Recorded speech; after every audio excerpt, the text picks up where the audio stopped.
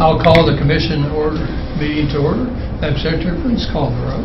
Western Commissioner Johnny Williams. Present. Eastern Commissioner Bradley Jackson. Present. Presiding Commissioner Lynn Morris. Present. You all join me with the pledge. I pledge allegiance to the flag of the United States of America and to the republic for which it stands, one nation under God, indivisible, with liberty and justice for all. Thank you guys very much. It's Monday, August 11th. We have approval of today's agenda. We have some approval of some meeting minutes. We have approval of July 31st regular session. We have approval of August 4th regular session. We have approval of August 4th closed session. And we have approval of August 8th regular session. We have no financials. And we will, most of Circuit Clerk Ms. Stilling's budget will postpone until Thursday, but Judge Johnson is going to talk a little bit about that budget. So we need to approve today's agenda. We need to approve the consent agenda as stated. So moved. So we have a motion and a second. All in favor say aye. Aye. Aye. All right, very good. So we are ready to start, Judge. Good Okay. morning. And Good morning. We'll start out with your budget. All right, and thank you all for meeting with us today. I know it's a little bit unusual I think, for you to meet on a Monday, but for scheduling reasons, thank you all for making yourselves available today to do this. My budget covers my particular budget, and just as a way of explanation, there is what's called the consolidated courts budget. Technically, the consolidated courts budget includes the circuit clerk's budget and the circuit court's budget. As a practical matter, Barb prepares the circuit clerk's budget. I prepare the circuit court budget, but they are presented as the consolidated courts budget. So what I have presented is the proposed budget for the 38th Circuit Court Divisions 1 and 2. I'm Division 1, Judge Cruz is Division 2. Her budget is obviously much smaller because she can draw from my budget if she needs to for larger things, and her division doesn't have as many expenses. So I don't know if you all have any particular questions. We can just go through it. There aren't a lot of changes in the budget. We've got at the top of Division 1, legal fees of $500. That's just in case the court ever needs to incur any legal fees. Unfortunately, we have not had to do that to date. Legal fees for the treatment court, we employ by contract an attorney, a defense attorney for our treatment courts. We operate 3 treatment courts: drug court, DWI court, actually 4, veterans court and co-occurring court. We are required to have a defense attorney to associate himself or herself with that program. So that is by contract, and that's the contract amount that we pay that person. Do you feel like that's something through that opiate money that would be able to help in a term like that once we get all that lined down? I think the opiate money could be used for anything involving treatment courts. Okay. I mean, just in reading the guidelines for how they would like that money to be spent, it looked like there was a lot of emphasis on using that for treatment courts. Okay. Now, as we discussed before, it's my understanding that the opiate money is a one-time payment. I mean, maybe made over a 2 or 3 year period of time, but certainly I think anything with treatment court could be funded by that for a period of time. The guardian ad litem fees, we are required by statute to have a guardian ad litem to represent our children who are going through child abuse and neglect Excuse me, proceedings. Tamar. Okay. Who are going through child abuse and neglect proceedings. Our guardian ad litem is an attorney named Andrea Pate. She represents almost all of our children that are going through child abuse and neglect proceedings. Occasionally, she may have a conflict. When she does, we have to utilize someone else. But the lion's share of those children are represented by her during their child abuse and neglect proceedings. Legal fees, status and delinquency cases. Status and delinquency cases are a particular type of juvenile cases. They don't typically involve criminal action. And Sherry, you're the expert on this, so you correct me if I'm wrong. It's more kids who are having trouble getting to school. They're maybe running away from home. It's those. So they're not necessarily out there committing crimes, but they are just having issues. So we, by contract, employ a gentleman named Joe Pate, and he represents all of our juveniles that are involved in status and delinquency cases. Actually, he probably represents the parents. Yeah, the kids. Kids. So he represents all the kids who are involved in the status and delinquency cases. The larger number says legal fees, other juvenile. So in every juvenile case, obviously you've got parents. And you may have parents and you may have step-parents. You can have a single parent, but a juvenile case may involve up to as many as 4 different parents or more. Step parents upon step parents. So all of those parents are entitled to legal representation. And if they can afford their own representation, they will retain their own counsel, but by far most of them cannot afford their own representation, and so then we are required to provide that representation for them. So legal fees for other juvenile is the amount that's expended in paying private attorneys to represent the indigent parents in juvenile proceedings. They're paid at a rate of $80 an hour, and frankly, we are just fortunate that we have some attorneys who are very dedicated to the juvenile system and are willing to do that, because I bet if we polled the counties in Missouri, there aren't many that are getting away with paying attorneys $80 an hour. The consultant position is our treatment court administrator. Again, a contract position.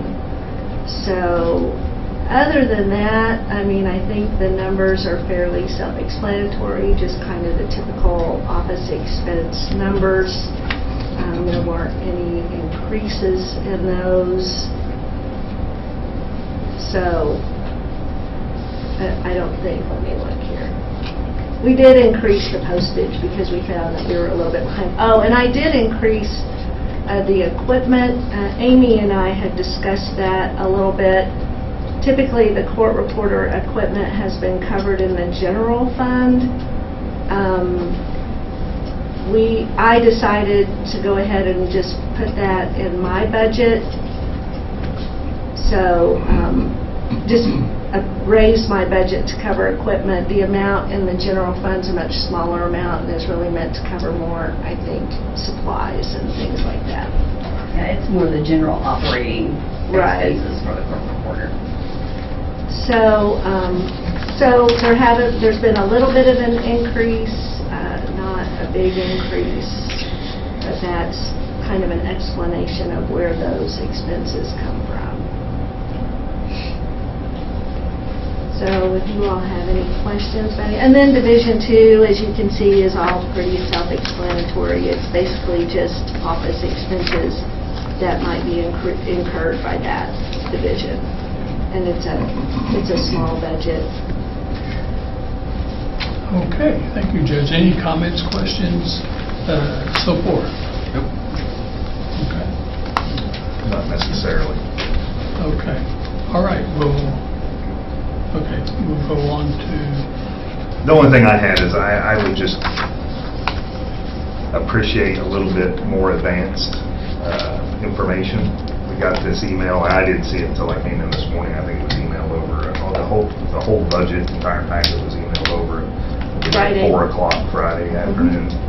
And I was already out of the building, and I didn't see it until I came in this morning, so I haven't had but about an hour to look at everything and try to formulate questions and see, looking at comparative numbers from 23, 24, 25, 26. So one of the things that we've been trying to do, keeping transparency with our constituents. So uploading onto the website all of the information that we're reviewing on any topic. And the clerk's office didn't have it, so it's not on our website also. So if maybe like next year, if we can get this a little bit sooner, that we can get it on the website, and it gives us a little bit more time to review everything. Yeah, and I think there was also a little bit of, not confusion maybe, but just the fact that then we had to meet today because you all were going to be gone, and I kind of lost a week, of time to work on the budget. So ordinarily, I was hopeful to present it a little closer to the August 18th deadline. So that pushed me a little bit. Yeah, I don't know. I don't know about being gone. I mean, we're going this afternoon. We'll be back tomorrow afternoon. So. Oh, it was my understanding you were gone. Yeah, I'm just gone today and tomorrow. Oh, Not okay. even a full day on either one. So, but anyway, just things that we can work on. Yeah. We have a little bit better communication, and if we can get things a little bit sooner, Yeah. maybe just for our sakes to be able to review it. Because I hate to be handed a piece of information and be expected to make a decision, almost immediately. But we did have the weekend. I just didn't know it came through. So, yeah. Okay.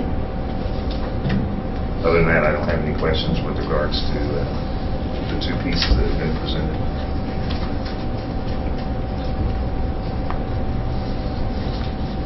okay, so do we want to take, I think that we'll take one budget at a time, so we're going to be doing Perry's budget next. That's fine. Okay, so someone wants to make a motion to approve this budget as presented to us today. I can make the motion to approve District 1 and District 2's budget proposal for 2026. Second. Okay, we got a motion and a second. All in favor, say aye. Aye. Aye. Okay, so we've taken care of that budget. Thank you very much. Now we'll go on to Mr. Perry's budget.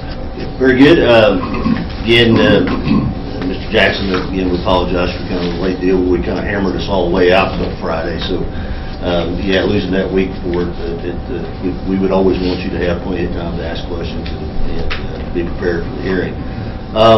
Regarding the budget for it's very similar to what we have in the past, except for some adjustments. We're going to ask for a couple positions that we currently have responsibility for in our office. Statutory required to have an attorney represent the juvenile office in all cases, in all hearings, and we had worked out a deal with the prosecutor's office a few years ago, and we implemented the prosecutor's office to come into our office and represent us in all cases and start doing all of our legal findings. So the juvenile office over the last calendar year had over 1,000 referrals made to the juvenile office via sheriff's office and law enforcement and social services. We are required by statute for the legal counsel to review all of those for legal sufficiency.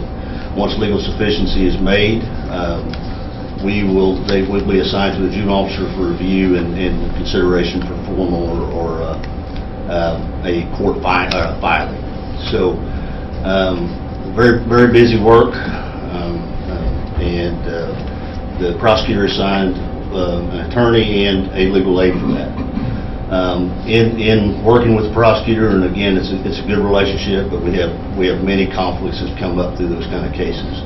As you imagine, these are the kind of cases where we have a family where especially a child comes into custody, there are charges, criminal charges that are pending for the parents in these kind of cases, and we just work at different paces. And unfortunately, we've come up with numerous conflicts with specifically the child abuse and neglect cases. So we certainly need to, and we have with an agreement with the prosecutor, Stewie and I have said we just need to do something separate. Currently, again, we have that prosecutor, Jeanette, who's assigned to us, and she's been doing this work for us specifically for a little over a year. And we're very happy. We're very pleased. We have somebody that is good at what they do. We have somebody that has got passion to work with kids and protect kids and advocate for kids. And we would like to keep them. Those two positions, we ask that you shift them from the prosecutor's office to the juvenile office. The important thing from a budgetary standpoint is that these are not new positions, and nothing is being done to change the amount of pay. They're simply being shifted from the prosecutor's budget to the juvenile budget, and obviously a change in supervision. The prosecutor, Jeanette Blue, who's been serving as the juvenile attorney, and her paralegal have been under the supervision of the prosecuting attorney because they're included in that budget, and that's just created some conflicts of interest for her. It's made it a little bit difficult if she needs time off or she wants to take a vacation, you know, it's got to work for Perry, but she's also got to get it cleared through Kristen. So it's going to be a lot cleaner to just have that position be under the supervision of the juvenile office. So there's no change in money paid. It looks like a big increase on Perry's budget, but then there should be a corresponding decrease in the prosecutor's budget. So we're just moving that. So is the prosecutor's position, are they going to want to rehire another attorney and paralegal for their position, do you know? I talked to Kristen about that, and she said she thinks she's pretty well staffed right now. Okay. She did say that probably if she had a need, it is more in the paralegal, you know, the legal assistant area, and she might ask to be able to continue to employ a legal assistant in that position. Gotcha. Because we just but haven't she been able felt to like see her budget yet, because Right. hers is coming later, so I didn't know, like, even though it's like position for position, I didn't know if we were going to try and have to fill those positions, or she's going to be requesting that. Right. I don't think she's planning to request An to attorney. be an attorney position. Okay. I think if anything, it would be a legal assistant position, and she just wasn't sure yet, you know, if she was going to feel like she had that need. Gotcha. So you're saying that the the attorney and the paralegal would fall under the supervisory of the chief juvenile officer? Mhm. Which is the most common thing throughout the state. There's very few of these that are working with the prosecutors. For very few places in the state that are working with the prosecutors. So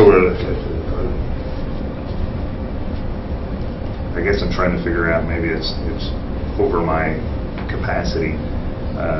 Are they working, bringing charges, or working on behalf of the juvenile? They'll represent the juvenile, and see, we have two kind of cases in our office. We have what you would understand as a criminal case, delinquency and status offenses, and as we spoke to, we have an attorney that represents those kids that are contacted through the court. Our office is represented, or the attorney represents the juvenile office on behalf of the child. So it's basically like Kristen Tui for the juvenile office. Yeah. So I used to describe myself, Brad, as the prosecutor. So up till 2014, the juvenile office presented those cases. We were acting without, we were practicing law without a license. So in And they always had a juvenile attorney. Yes. For many, many years, it was Joanna Billingsley, and she did it on a contract basis. And we shifted that money towards the prosecutor's office whenever we went to the prosecutor's office. So in the past, we've had somebody fill that role on a contract basis. Yes. Will we not be best to go back to doing that? Not at all, because again, you don't have any investment in it. So you basically you're paying someone to show up in court. So all the legal proceedings, everything is filed or presented by the juvenile office and then given to the contractor at that time to come to court and represent the juvenile office. And I think with Joanna, the contract situation worked because she also worked for the Taney County Juvenile Office. She was the juvenile attorney for both offices for many years. And so that arrangement worked for her to do it on a contract basis. The increasing numbers really in both counties kind of made that sharing of responsibilities impossible. So she finished out here as a contract employee. We don't have contract employees, as a contracted attorney. And then once she retired, then we made this move to use a full-time prosecuting attorney, but have just found that hierarchy of supervision and that attorney can, in certain circumstances, find themselves in a situation where their interest in advocating for the juvenile office may conflict with the prosecutor's interest in that particular case. And that has arisen a couple of times, and that creates a very difficult situation. And so that's why I think really Perry and Kristen decided that together that it would be better to move that position to the juvenile office, and just so it's very clear what that line of responsibility is, what that line of supervision is, and to make sure that there aren't any of those conflicts. Okay. Because there seems to be, in my opinion, some areas of difficulty and even conflict within the juvenile office, having county employees, state employees, who's managing who. They're all managed by Perry as the chief juvenile officer. Which is a state employee. He is the chief juvenile officer. And the new attorney position, which is not new, but they're a county employee. Correct. Mhm. So you have a state employee managing a county employee. Mhm. And- Yeah, there are Which is an area both of, state and county employees. Really, our county benefits a lot Mhm. monetarily from the fact that we have so many state employees in our juvenile office. We're one of only about 2 or 3 counties in the state that have state employees in our juvenile office.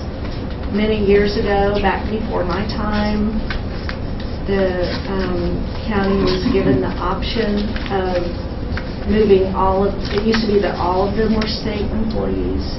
The county was given the option, do you want your juvenile office employees to continue to be state, or do you want them to be county?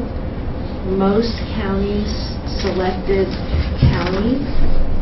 Our county selected state. And so that means we have 7 employees that are paid by the state budget as opposed to the county budget. You can imagine how much money that is. That's a significant amount of money yeah. that is saved by the county in having those employees be state employees. I can see that. What I guess I'm getting at is some of the confusion of the management, right? State employee managing a Well, county I'd say, employee. I do the job and I don't see the conflict. So I've been able to manage those both state and county employees under the guise of both human resources, and even when things didn't work out, we were able to handle those things effectively. I haven't seen any kind of issue whatsoever. This is, again, as Judge Johnson said, this is before my time. Yeah. This thing. And do we have any coverage, I guess, memorandum of understanding to define all of the roles and cover? Whenever they're hired into that position, they're hired with the guys that they will be represented, and and administered by the chief juvenile officer. I mean, there are some differences. There are pay scale differences, and we try to manage that to keep it fairly equal among the employees, but technically, the state employees are on a much stricter pay scale. It's a fairly rigid pay scale depending on what type of juvenile officer they're categorized as. The counties have more latitude. There's not really a strict pay scale for those positions, so there's a little more latitude. But we try to keep it so that those pay rates are similar. You don't want people in an office feeling like someone's getting paid a lot more. Sure. The reimbursement rates can be, and rules can be a little bit different on when you're reimbursed for hotel expenses, what your reimbursement is for meal expenses. We've had differences. I did a presentation with Barb one time on when we had a question as to mileage rates for our county versus our state employees. But, those are minor issues, and generally, I think it's worked out pretty well. And that position is currently, that attorney is currently a county employee, still staying as a county employee. Mm-hmm. And then, so like this, I was looking at the state's wage, the salary matrix for the staff attorney, and it's like a first seat was like a P7, and then shows that seat as like a P5, which is lower than currently what that wage would be, but it's a county position, not a state position. But I was just wondering, did the pay come out because that's currently what they're making, just doing the same thing, moving to a different position? Is that correct? Mm-hmm. Okay. Yeah, we just didn't change the pay rate. Gotcha. And we Perry did a kind of a poll of the counties in the area. First of all, how did they employ their juvenile attorney? Which ones were employed by the juvenile office? Seems like most of them have gone to attorneys in their juvenile office. And looking at counties that we kind of consider to be somewhat similar to ours, it fell within the range that other attorneys were being paid. Looking at like Jasper County, which is a little bit bigger, but still we find to be somewhat comparable in certain things. So The last question that I had in reference to the attorney position and the paralegal position was based on, so we talked about like the pay scale where they would be, which is a little higher than normally what somebody would come in for what we consider a staff position, was whether or not you guys were advocating for this to be on county benefits and everything, or for these were going to be 1099 positions based on what that was. And I didn't know what you guys, if you had talked about that with the attorneys or anything of what you guys thought. I have, and they obviously, Jeanette Ballou's got a long-standing time with the county, represented the county well with her history here, and she would like to continue those benefits. Same as Jessica has a little less time, Jessica Pettit, but she would like to maintain those benefits. And again, me trying to find an attorney, we only have 5 attorneys that represent indigent parents right now in Christian County. 5 attorneys. At any given time when we first started this, I could get up to 20 attorneys. We have 5 that are willing to take the $80 an hour. So when the judge says we're way behind, that's what we were paying whenever I was case managing 15 years ago. So we don't have attorneys beat down our door to take this kind of job. Now, I'm not saying that, no disrespect to the attorney profession here, but we cannot bring somebody out of law school and ask them to represent a abused child. And I mean, we need to represent these kids to the best ability we have. Jeanette is that person. She happens to get paid quite well for it, considering from what we do in this county. But for that's her service to the county. well, it's reflective really of her seniority. I mean, she's There been a is. prosecutor. I really don't know how many years she's been employed here, but I think she's the longest tenured prosecuting attorney. Yeah, Yes. that wouldn't surprise me. No. She was here when I got here. She's Yeah. been here a long time when I got here, so. So that's why, and I think, and correct me if I'm wrong, Perry, when you look through and see these increases in the various benefits, that's really just reflective of the fact that we've added Correct. that position. So that's money that's already being paid by the county. Again, it's not a true just increase. Right, that's why I was asking if Tui is planning on replacing that, if we Right. were just Yeah. changing here, so that's why. So, and another thing that Judge Johnson and I do every year, we make the request to the state to take over those positions every year. Now, I'm 0 for 12, okay, so don't expect this to come to us next year, but we do make that attempt every year. Currently, how we do this, if the state gives us a juvenile position, so I've received 2 positions as my tenure as administrator. Once we receive those positions, the county fills them. We don't backfill the county position. If we receive a state position, then it becomes, we just take to relieve that. Out of the 4 juvenile officers that the county is responsible for, 2 of those are covered by state grants that I currently have written. When Judge Johnson and I started writing those grants, we received $5,000.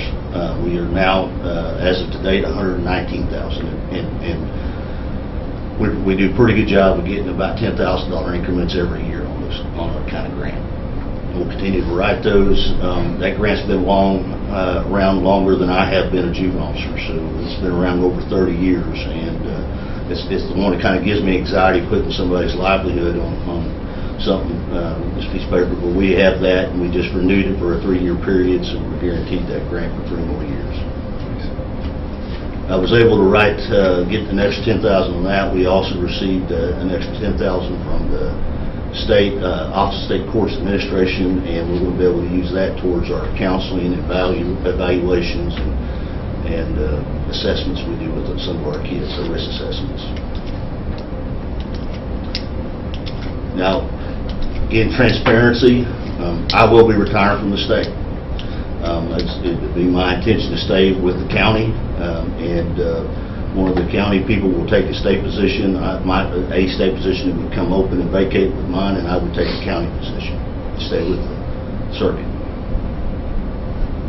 And so what that means, the impact that has on the budget is that Harry will, the pay rate for that county position will go up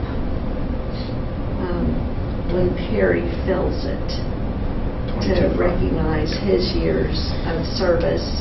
But while it's going up, is this the 22.5? Yes. Yeah. 20 of that is going to be covered by grants. So again, it looks like a sizable increase, but we have 2 $10,000 grants. And we adjust that even with, We'll cover we that. moved 5,000 more out of the counseling fund that we'll be able to, again, cover with the grant, so. And he will continue in his role as chief juvenile officer. Without shifting the attorney and the legal position to ours, that the budget would decrease for, and again, I understand with all of the benefit stuff and how it would change year to year, we're just making estimates here, but that'd be a little less than $3,000 than what we had in the budget last year, with the grants being increased. So I have a question here. Just looking at the description of positions, you got a juvenile officer 1, 2. Is there no 3? There is a 3. Here listed, we have depending on how we're using Roman numerals here, but there's a juvenile officer with 4 Correct. I's instead of IV.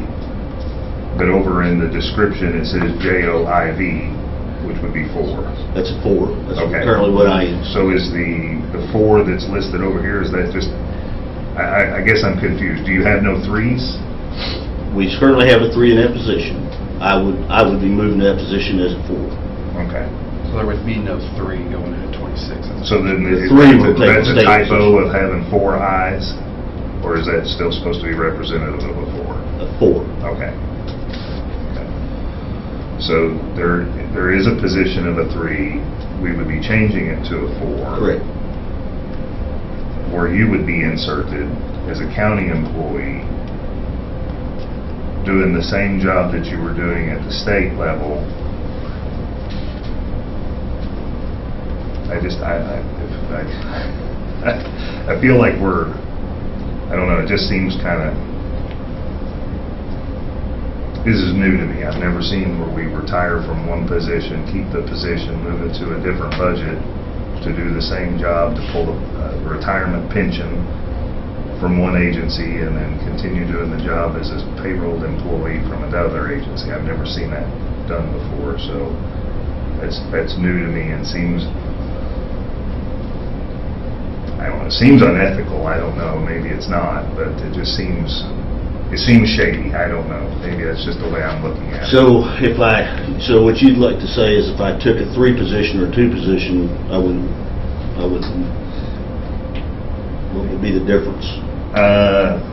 Not being the boss, I guess. You're going from So you wouldn't want the most experienced person to be in charge of the I guess office? I'm just used to people working until they retire and they The state don't pay well enough for me to quit and just stop working. yeah.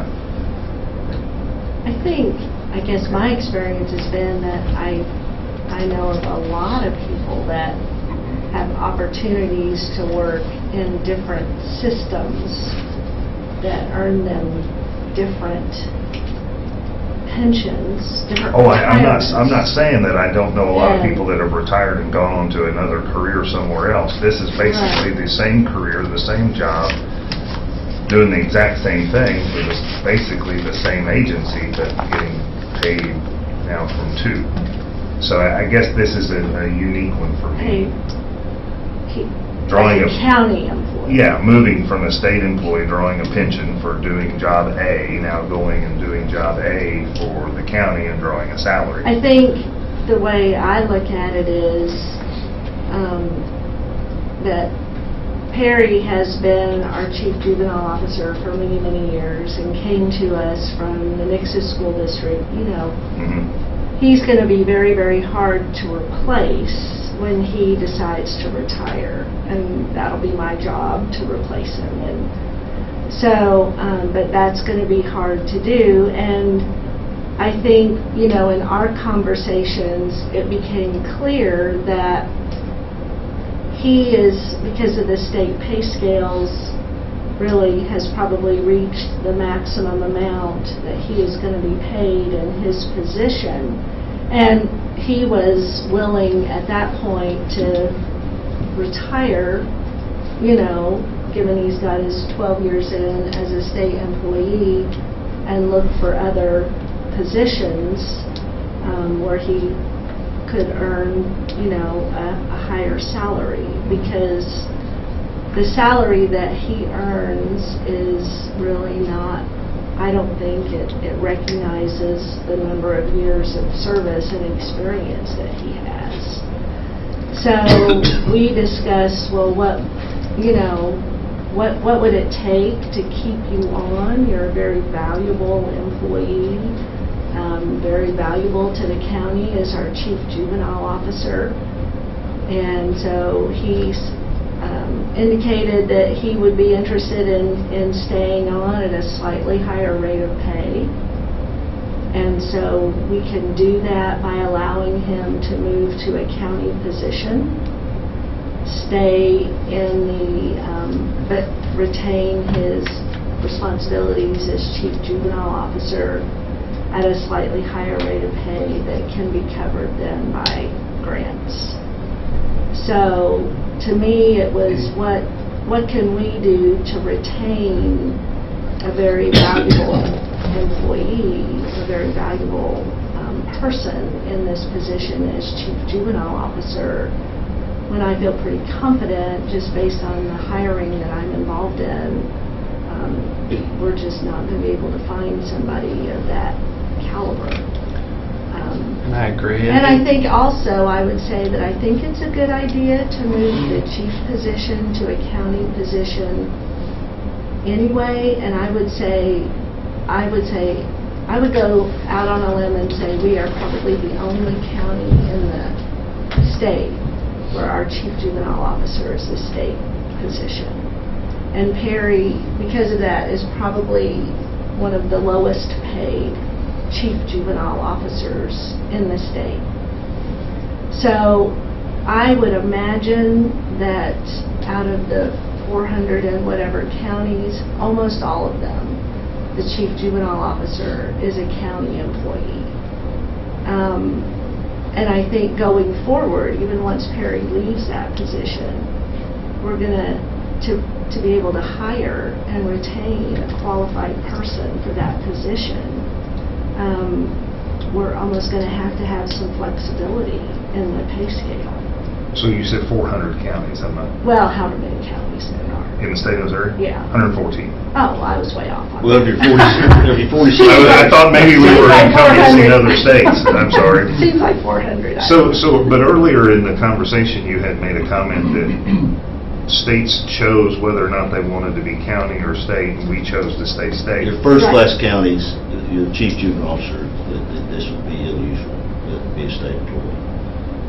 So those first-class counties, all of them chose to stay counties, not state. When the circuit split, the only two first-class counties the chief juvenile officers we currently have are us and Taney County.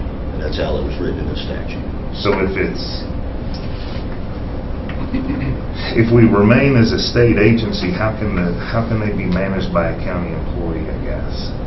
All managed by the court. And I apologize, these are all questions I probably could have asked, in advance of having a budget hearing, but I didn't get it, this information. Well, until it's last just, it just has never been a problem. The county employees are governed by the county personnel policy. And so... But managed by a state employee. Right. And I guess this is the first time I get, in all of the involvement I've had in government, this is the first time where I've ever been part of two agencies doing something together but not having some kind of contractual agreement, a memorandum of understanding as to whose role and responsibility it is for every single piece of the operation, so that there's no confusion or there's no issues. And maybe Mr. Barnes has done a great job over the years and has kept any of those issues forever popping up. But at some point in time, we're going to have some issue that pops up, and we have to navigate who's got the responsibility. It seems to have worked pretty smoothly so far. I just think there's an understanding that there are probably some differences in the procedures that are applicable to, for instance, the state employees are governed by a state grievance policy. And if they have a grievance, they can file a grievance pursuant to that state grievance policy. And we have to comply with that, and that's all spelled out. The county employees, actually, probably we've developed a policy for them that is the same, so that they have the same rights to follow that grievance policy, but it's not mandated by the state. So there are differences, and you just recognize that there could be differences in leave. The county offers certain leaves, and the county employees have to comply with that. But just from a management standpoint, you try to keep things pretty equal between everybody, because you don't want some employees feeling like they're not getting, the same benefits or advantages that other employees are getting. And the way I see, I have to step in here in the position. The way I see the entire thing, we currently have a system where the state's functioning stuff, the county's functioning stuff. We have grants paying for things. It's really not changing the overall dynamic of how things are operating. He's been in 25 years in law enforcement, and a snot-nosed kid. I mean, I worked a lot of calls with Perry over the years of calling, him in, and I think the thing that people don't understand in the law enforcement world is just to the extreme of what experience means and be able to carry. And if a lot of times in those retirement plans and things, you get there and you hit a wall, you can't make any more money, you're not doing anything, and so whether or not he's going to leave and he's going to go find different work because he's not benefiting him, he's not increasing his salary or whatever. So to me, this comes down to numbers. We're already operating in this system, and it would seem completely asinine to think that we would remove somebody with that kind of experience and that kind of passion for the kids in the county for an increase of $2,500 a year out of pocket to the county. So, I think that the system in place is there, and it's been there like it is, and I understand the struggles we're going to have with understanding if something does come about, but and how blessed we are financially to get all those positions covered by the state. Because the last thing we want to do is poke them and have them pull them away, because then it's all of our budget, and who knows what we would have to do from there. So it's just my 2 cents. Well, and like I said, I think whenever Perry retires, probably what I would do at that point would be to change that chief juvenile officer position to a county position, because the cap that we've got on it with the state is I'm just not going to be able to find somebody with the experience that we need to fill that position at that rate of pay. It's just not going to happen. And am I understanding it right? No matter if you're state or county employed through the juvenile office, the courts are in charge of that regardless. Am I correct? That is correct. Okay. By statute. So regardless of what it is, the court's going to take precedence over any kind of... It is. Okay. And technically, I'm the appointing authority Right. over the juvenile office. So really and truly, I'm the supervisor. Right. When there are issues that Perry cannot resolve or would like my assistance in resolving, I get involved in that. And we've had, in dealing with grievances from employees and all, we've had that happen. Fortunately, not for quite a while, but we have had that happen. So really, I think the system works pretty well, and I think it is, as we said earlier, just such a huge advantage to the county. The benefits of having the state pay for those positions and pay those benefits for those positions far outweigh any, issues that might arise with regard to just the procedures and the processes. And those issues are going to be your issues anyway if they are. So. Yeah, they are. Yeah. But really, it's been years and years and years since we've had anybody raise an issue about anything. They don't seem to be clicking away down there like a well-oiled machine. It's working, and I try to stay out of the way a lot. And the reality is, though, I'm a guide at this point. I give direction, I give advice, and we're very blessed to have what we have in the circuit. Regarding that, though, if I retire, we do have another 10-year employee that's going to retire. Our next 10-year employee is 7 years in the juvenile system, and outstanding employee. But if you asked her, she got it all figured out, she'll be very honest with you. We still learn. I learn every day. I take from everything that's going on across the state, what's going on nationally. We learn from that every day, and we implement it here. You have an outstanding juvenile office, and it's the credit of the people doing the work, doing the job, because people don't retire from this job. Especially if you have your own family at home, it's hard to leave this kind of work at the office. And so this is not one of these jobs that people retire from. I just had to be stubborn and stay with them. Again, blessed to be able to do the job here in this county. As somebody that did the work and worked with a lot of people that are still here, it's just a blessing to do it here. And I'm very proud of what we built, and I'd like to stay with it. And one of the things that we're recognized for literally every year, and we're one of the few counties in the state to have received this award consecutively for as many years as we've received it, but is what's called the Permanency Award. And that means that 100% of the time, we meet the deadlines that are required in child abuse and neglect cases. And there are maybe 10 counties in the state that have earned that as consecutively as many years as we have. And that's also a credit, I think, to Judge Cruz and the judges that have held that juvenile position before her. They work hard to, and Jeanette Ballou works very hard to keep that.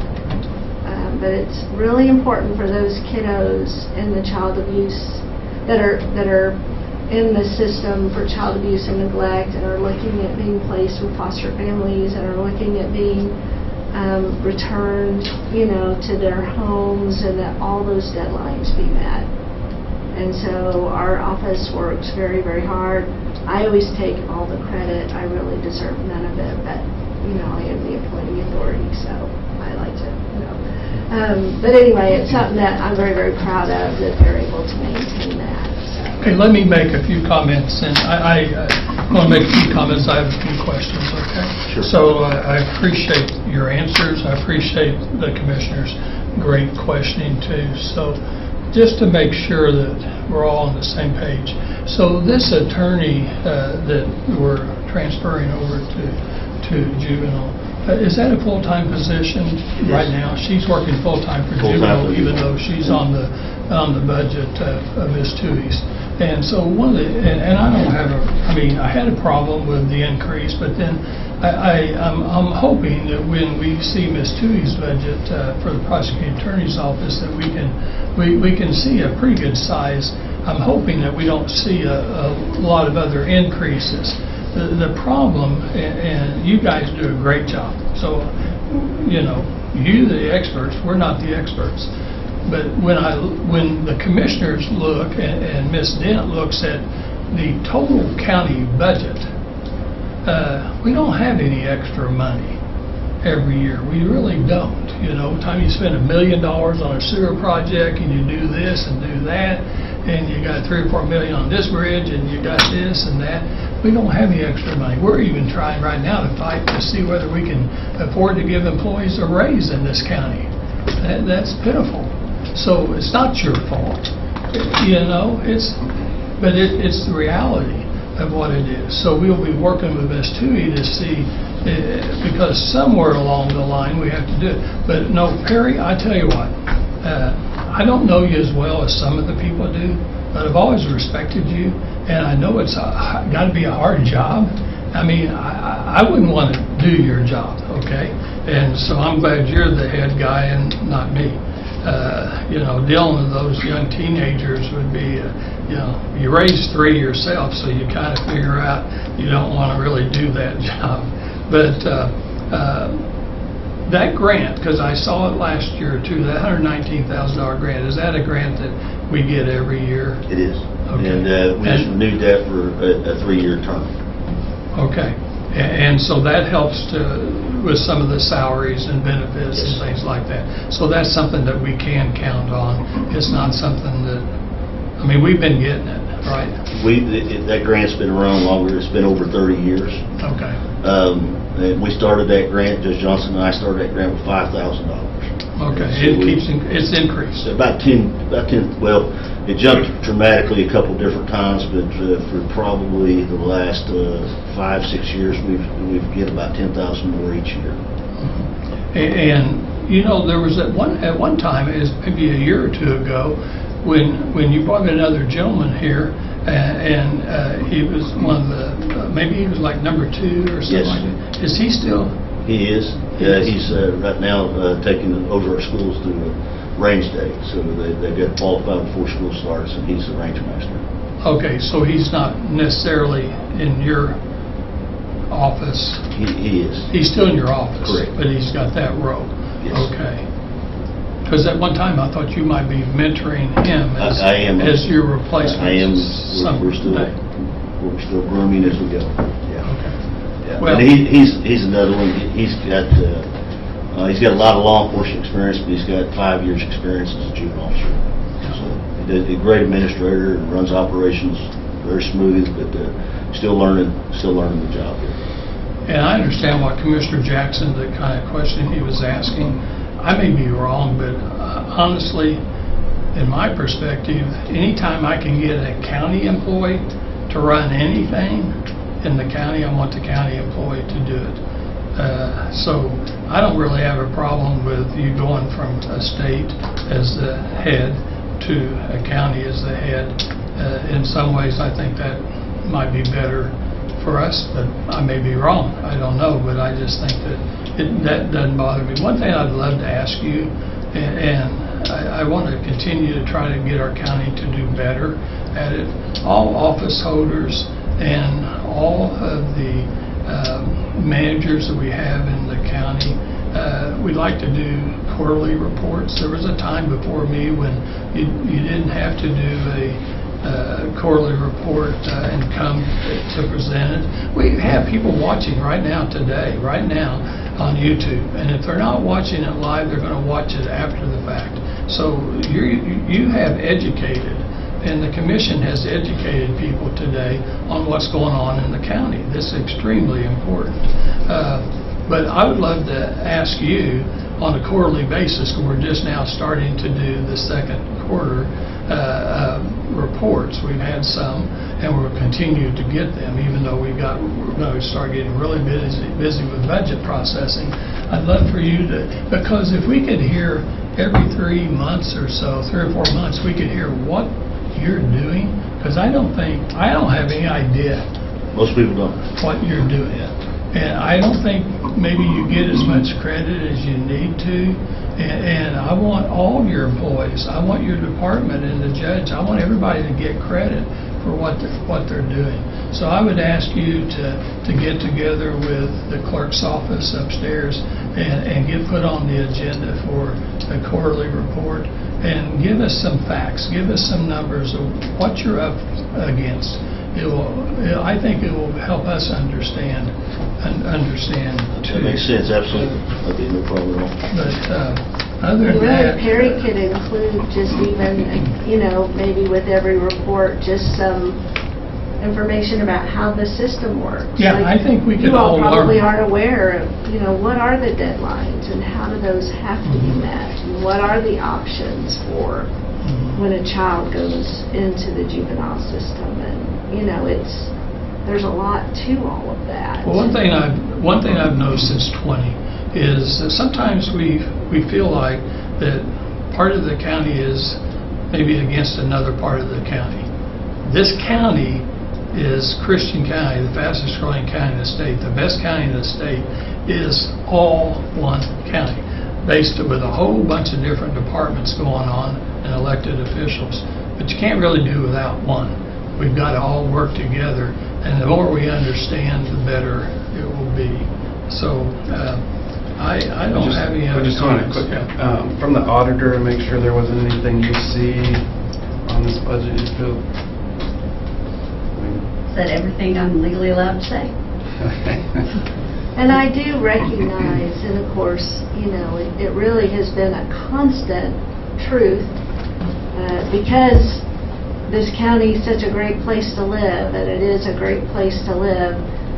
People want to come here, and so I know that the county, the courts, the juvenile system, law enforcement faces an ever-increasing need for services. There's an ever-increasing pressure on the county and the municipalities to provide services, and yet that doesn't always result in an increase in revenue for the county, and so I certainly understand, because I think it's been going on a long time, that we have a constant influx of people that require all the services that a county and municipalities should be able to provide, and that doesn't always correspond with an increase in revenue to the county, so shop Well, local. especially, Shop Judge, local, that's Judge, you're especially right. I mean, we have more people, more services required, and most of our budget is based on sales tax, and sales tax is a kind of a dying dinosaur. I mean, more people buy online, and a lot of people shop and not local, and so, that's something we deal with. Our proximity to Springfield is always, But this has to do with the budget, and then we'll move on. So, one of the things, while we've got you guys here today, the commission has wanted to have a meeting, and we would have probably Richard in here, and we'll figure out and Miss Amber, Miss Amy, commission, Mark, we'll have people in here. You have a problem with space. You don't have any extra space. We don't have any extra space. One of the things that we need to do, and I know it's a hard time with all this budgeting and everything going on, but somehow we need to figure out a time and a date when we can meet and discuss what your plans are for upstairs in the old courtroom, because, we hear things, people hear things. We need to know what your plans are and in the rooms right next to the court, because we are out of space here too. Yeah, we've got a new county attorney. We have things that we're trying to figure out, and we're going to try and figure out whether you have any empty space at all over there. It may not be big enough for a courtroom, but maybe it's big enough for something else. We're all going to have to work together to have a meeting and figure out what can we do, because it's still going to be time before that 40-acre campus finally gets completed, because we're paying as we go. We're not building things unless we have money, and we're doing that by selling buildings and land. So anyway. And of course, the issue that we've got is that, You're going to have my to have another understanding, judge. we're going to have another judge. You're going to have another And judge. again, and that's not immediate No. either, but it's. But it's sooner than later. Soon. Definitely. It's sooner than later, and we better be And- thinking about it. Right. And we need to all think together and see how we can work together to find every available inch that we can find, okay? Mhm. So please help us do that. I heard you mention the opiate. I just saw that last Friday, we're getting 3 more checks in. We have another check that already sent. So we've got probably, I will check with the treasurer. I think we've probably got $500,000. That was my goal, was wait till we got about $500,000. Then obviously we've got the sheriff, he wants to meet with us. You need to meet with us. We'll need Ms. Dent there, the commission, and we'll have to figure out what are we going to do? What are we going to do with some money? Because we've got money coming in now for the next 16 years. It's going to trickle in for the next 16 years. And so we need to be good stewards of that. And I think it's time now that we can start a program that we don't have to worry about stopping. Because I wanted to see if this was going to be consistent money coming in. It looks like to me now that it is consistent money. It's not all at one time, so you'll have to kind of budget your money. But we could probably start, because I know the sheriff wants a program, you want a program. We're going to listen and see what we can do. And so that meeting needs to happen now too. So everyone's going to have to look at it. Ms. Cindy, help us with scheduling, and everyone's going to need to have a meeting this fall. Fall's almost here. So Do you we're- have any idea at this point, when you say that money will come in yearly, Well, do you have any idea how much that will be? We're going to try to find out. Right now, it's kind of Because always it's a helpful mystery. in terms of planning Mhm. what to propose. It's kind of helpful to know I don't think they know. what you're Yeah, talking it's about. been a little inconsistent, but we will get Mr. Garvey. Jack Garvey is our attorney from St. Louis that's representing this county, Greene County, Taney County, some of the counties around here. We'll get Mr. Garvey to come in here and try to give us the best estimate of when checks are going to come in. Right now, I never know until I look at my phone on Friday, and it was Friday afternoon, and I got 4 different emails from the opiate settlement. and 3 of them results in checks. And one I got last week, supposed to be a check. Now, I checked with the treasurer. She didn't have it yet. And we also have a check, that I think of about $17,000, that it looks like to me never showed up. So we're tracing that check back, because it doesn't look like we got it and deposited it. So we've got 4 or 5 checks we're looking at. So when you add those up with the money we have, and then some of them have that 15% restriction, but we've got some money that we can sit around a table, set up here, and we can all talk and figure it out. I want the complete commission to be available, to be involved in this. We're all going to be involved in making a Well, decision. and the juvenile office. And juvenile they office, have- yeah. Harry, You know, I know yeah, one of the yeah. things, I mean, there's lots of things to toss around, but, you know, we could, I think, just having read the guidelines that accompanied that settlement, you know, I mean, treatment was a big emphasis. Sure. And, you know, there are other treatment courts we could add. There's a family drug court that you can add, that families can participate in. You know, there's a lot of things that you can do. That's why I was kind of asking about the treatment court stuff earlier, because I'm like, if we can help with some of the budget restraints and add programs, that would be really nice to be able to, you know, help on both ends of that, so. If we could get a treatment court commissioner, I would give Well, you all a and- kiss, whether you want one or not. So there you go. I think that's exactly right. 2 ways I see this new money. One could be something to help reduce our budget that we already are doing and make it better, make our programs better. And then 2, we may have some outside programs, and we may want to invite some outside companies or people to come and present what they could offer our citizens in this county. And so, so I think there's a lot of great opportunities. Let's not lose sight that this is middle of August, and fall is, I consider, September. So we got to say, I'd love to have meetings on space in September, October, and really kind of understand what the court's going through, what's in your mind about when and how much money, what do we need to do. That way we're going to know things, and then we need to share with you our issues, because we're all in this together.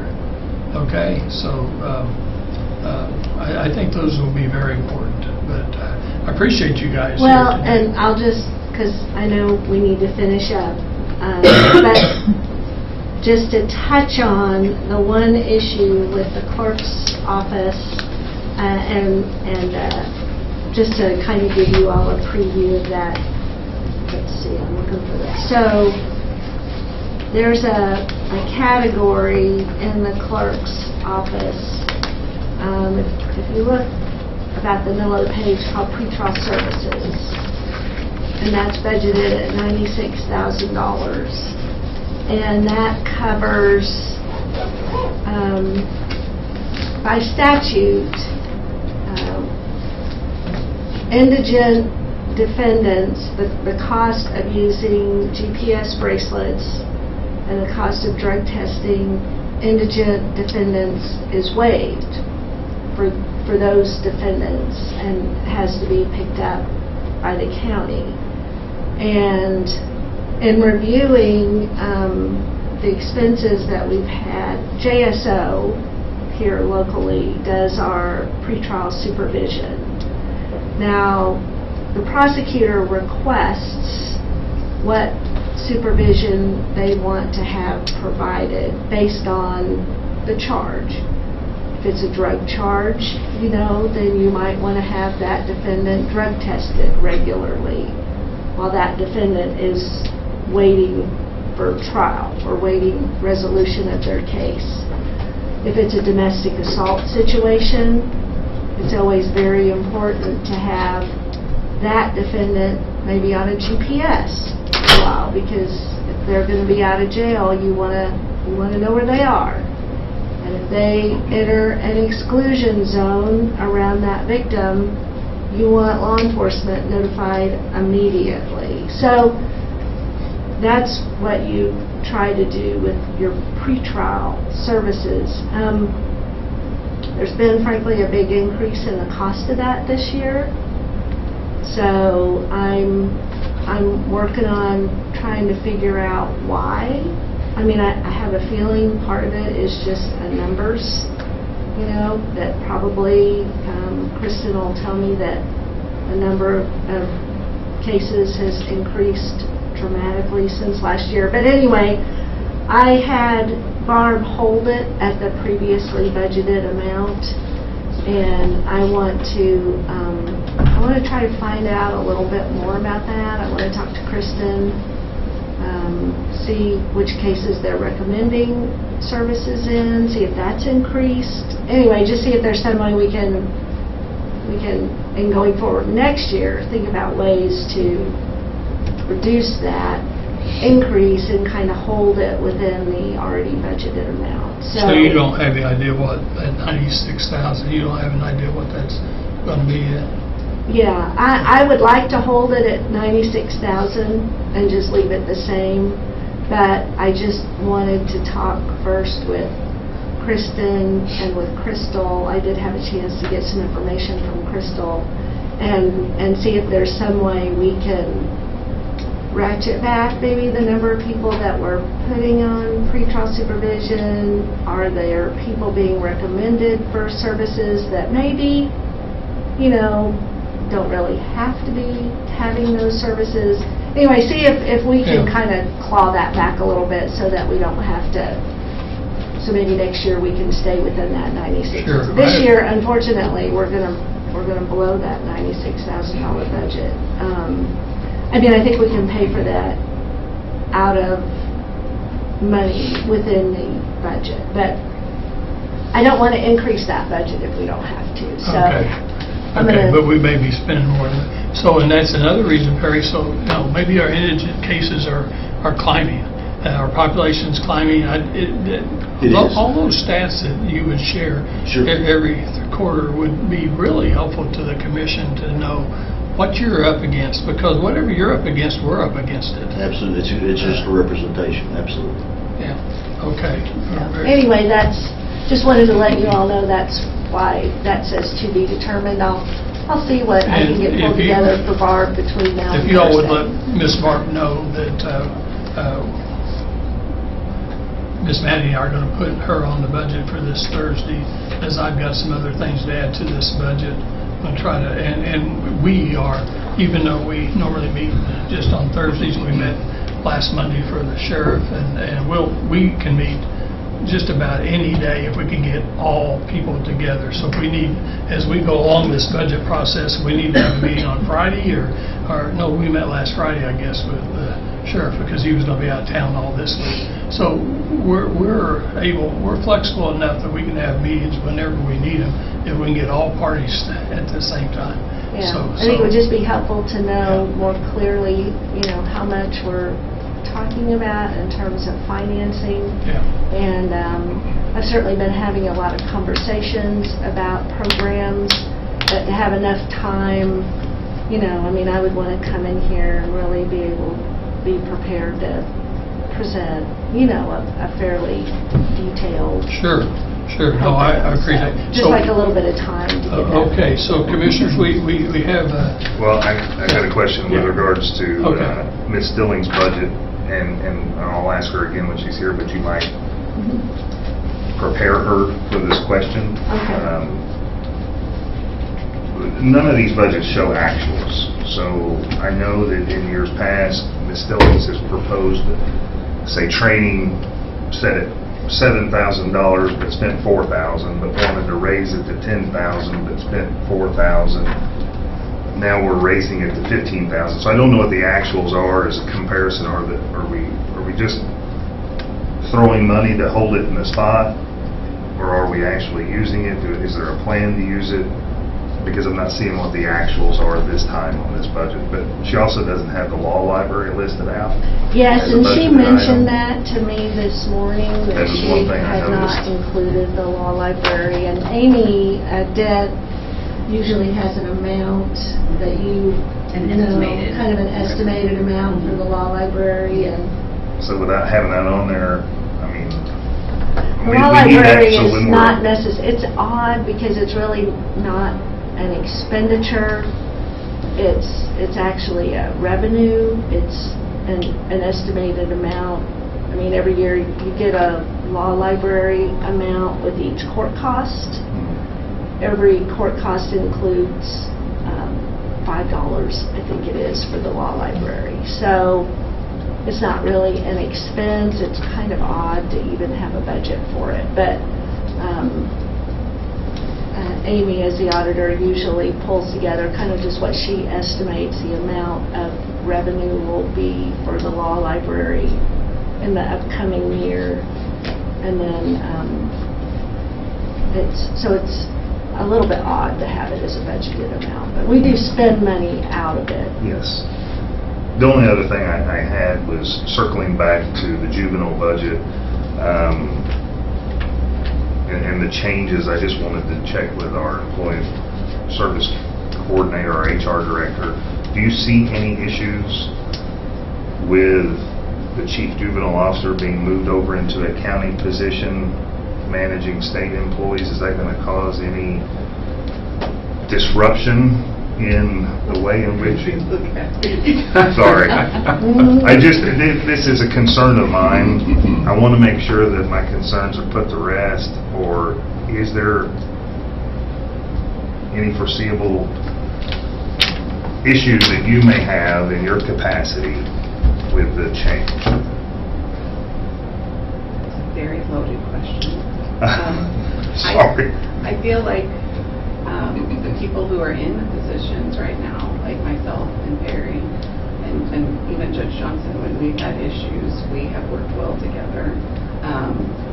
But the change would be for, you can't look at just the people, it's the position. So I have told Judge Johnson, as I've told Barry, I've told you guys, from an HR standpoint, my job is to tell you that there is liability there.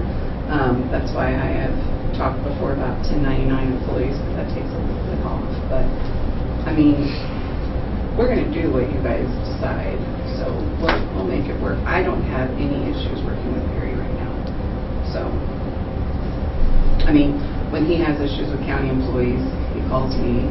When we have got to the point where we need to write a letter or make an employment decision, I know that he calls Judge Johnson and we make those decisions. But I'm not going to say it's not complicated.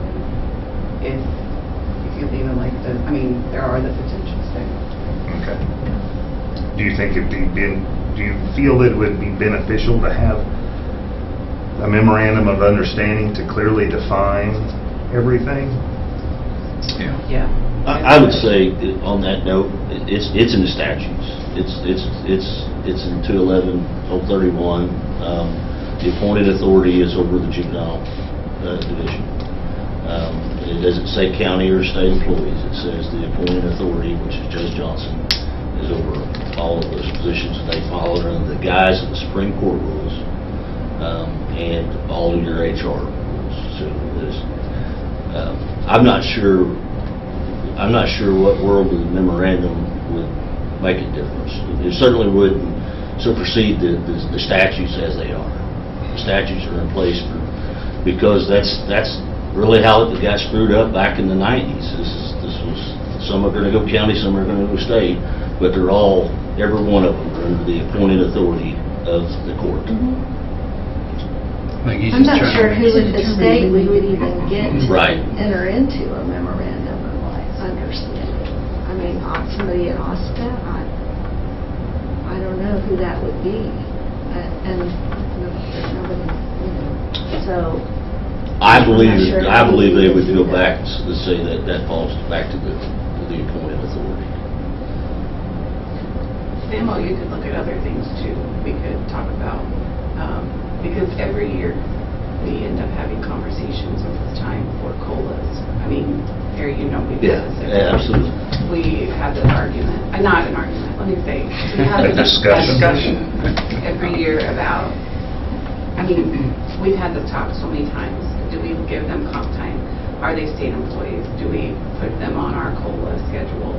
An MOU might be able to address all that. in regards to that, I'd be open to any of the discussions that formalize it, way it's fair to everyone. And I know that is 100% is something that Amber's always stressed to me, is she wants to be just as fair to our county employees as they are to our state employees. And I very Which is her appreciate job, yeah. Yeah, I'm very appreciative of that. So, yeah, those kind of discussions I do, but I would say that, again, all of those would be at the discretion of the court. And it would be at the discretion of Judge Johnson. Yeah, I think it's, I think it's, from what I'm hearing now, I think it's maybe a good idea that we get an MOU. And we can, but we're not going to change the statute. We're going to follow the statute, and Judge Johnson's going to be the person that's going to be over the entire group. But we've got our new county attorney, and we might be able to do something that just gives us all a little bit more clarity and understanding of how it is, and instead of going looking up the statute, we've got a document, and it could be that she's going to end up signing the document. I don't know who's going to sign the It can only be document. Judge. I don't know who's going to sign the document, but if we all feel better about it, then, and we want our HR director to feel good about it. We want our auditor to feel good. We want our attorney, and we want you all. We're all in this, and everybody. I'm okay with it. So we might explore that. One of the things, commissioners, that we can do, if I think you had a good presentation on your budget. We could vote on this today. We can make a motion to vote on today and approve it. We can take it back up on Thursday and add it to our agenda that we've already got. That would give us more time to study and look and ask any kind of questions that we have. What is your flavor on that? Are you guys ready to make a motion, or do you guys want to study it a little bit more and vote on it on Thursday? And we're holding over on the circuit clerks until Thursday, so we could go ahead and, I guess, do both of them on Thursday, and give me a little bit more time to kind of look at the statute again and review the numbers a little bit more thoroughly between now and then.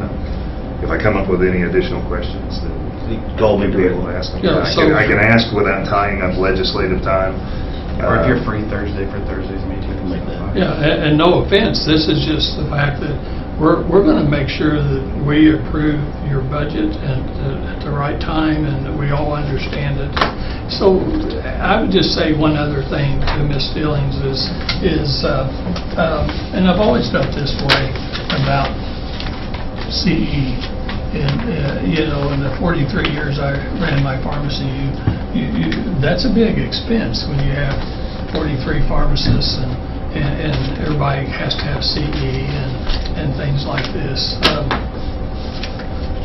As modern technology has evolved and you have so many things that you can do by Zoom, when you're going into Missouri and you're traveling to Missouri, like the state summer meeting that we're going to for MAC this afternoon, that's one thing. When you're driving to Missouri and you can drive yourself, you don't have to fly. But I would and this is just not only for Barb Stillings, this is for the entire county. This is for every budget. I would just love if there's anything that we can do online. I understand many times it's not the same as being in person. But again, it's one of those limited budget items that I think that's one of the areas that we could try to minimize as much as we can and still learn what we need to learn, because that's just an expense that can really get out of hand if we have different people going to different places in California or wherever they go. It's just an expense that is hard to come up with that type of money. So you might mention that we said that today, but I'm not picking on her. It's just that we got her budget. But I would say the same thing about anybody else that comes and brings a budget that has a large amount of money that they want to spend on continuing education. It's required, I understand that. But even me, the old guy that is the dummy on IT, can do my pharmacy CE online anymore. I don't go to meetings like I used to. So, you know, it's just what I'm saying. Anything else? Okay. Any communications that we have? Any communications? Okay. Well, like you said, Commissioner Williams will be here this afternoon when Commissioner Jackson and I leave, and he'll be back tomorrow afternoon. I'll be back Wednesday afternoon, and we'll have a large meeting on Wednesday. I think there's things being added to the agenda that I've got and other people have, so we'll have a great agenda on Thursday. If we need one on Friday or Monday next week or whatever we need to do, we're going to get every bit of work done. What Okay? time on Thursday did Thursday you at want 9 o'clock. Barb and Yeah. Perry Yeah. to be here? I probably won't be able to. That's come fine. back on I think she can, I mean, and we've got pretty good understanding of Mr. Perry's there, so I think we're okay. Right. And if it helps, I think we could push them to the top of the agenda. Yeah. That way they don't have to wait. Be respectful of your time. Appreciate that, thank you. Yeah, yeah. If you'll either let me know, or let either Miss Maddie or Miss Kelsey know up at the clerk's office, they'll make sure we get that on the agenda on the right order, okay? Very good. Otherwise, I'll flip it myself, but I'd like to rather have it already presented.